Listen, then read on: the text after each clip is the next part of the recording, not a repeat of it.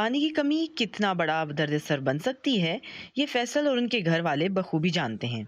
وہ اسلام آباد کے G11 سیکٹر کی ایک عمارت میں رہتے ہیں۔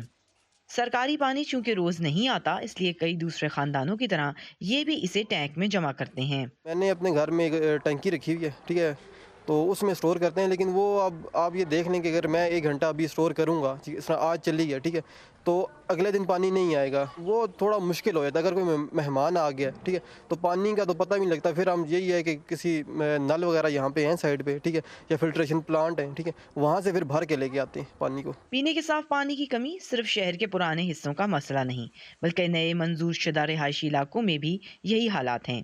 کئی گھر ٹینکر سے بھی پانی خریدتے ہیں، مگر اس پر ہزاروں روپے ماہانہ خرچ آتا ہے۔ یہ جو پانی یہاں پہ سپلائی آتا ہے وہ پینے والا نہیں ہوتا، ٹھیک ہے، اگر ہم وہ پئیں گے تو ہمیں ڈائریا وغیرہ ہو جاتا ہے، ٹھیک ہے، چھوٹے بچے بھی نہیں پی سکتے، ایون کہ بڑے بندے بھی نہیں پی سکتے۔ صاف پانی کے لیے دارالحکومت میں لگے فلٹریشن پلانٹس پر لوگوں کا ہجوم عام بات ہے۔ یہ پانی لوگ بوتلوں میں بھر کر لے جاتے ہیں۔ اسلام آباد کے ماسٹر پلان کے مطابق شہر کو 3 ذرائع سے پانی حاصل ہوتا ہے۔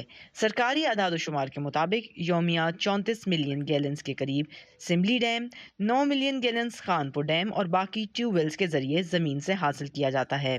حالیہ سروے کے مطابق اسلام آباد میں پانی کی یومیہ کھپت 475 ملین ملی لیٹر کے قریب ہے، جبکہ سرکاری طور پر اس میں سے صرف 280 ملین ملی لیٹر فراہم کیا جاتا ہے، جو شہر کی ضروریات کے لیے ناکافی ہے۔ پانی کی کمی کو پورا کرنے کے لیے CDA نے راول ڈیم سے دوبارہ پانی لینے کا فیصلہ کیا ہے۔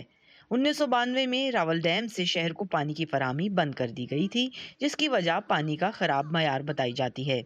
منصوبے کے اطلاق کے بعد شہر کو اضافی 2 ملین گیلنز یومیہ پانی ملنے کی امید ہے۔ یہ پانی اب کیسے صاف کیا جائے گا، اس کی منصوبہ بندی بھی ہو چکی ہے۔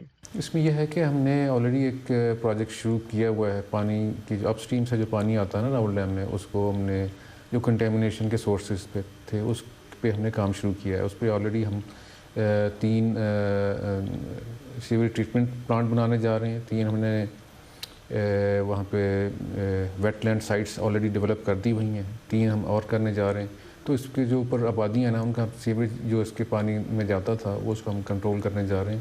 CDA حکام کے مطابق صاف پانی کی دستیابی بہتر بنانے کے لیے غازی بروتھا ڈیم سے پانی حاصل کرنے کا منصوبہ بھی آخری مراحل میں ہے، جبکہ پانی کے حصول کے لیے اسلام آباد کے ماسٹر پلان میں بھی تبدیلیاں کی جا رہی ہیں تاکہ چھوٹے ڈیمز کی گنجائش نکالی جا سکے۔ گیتی آرانیس، وائس آف امریکہ، اسلام آباد۔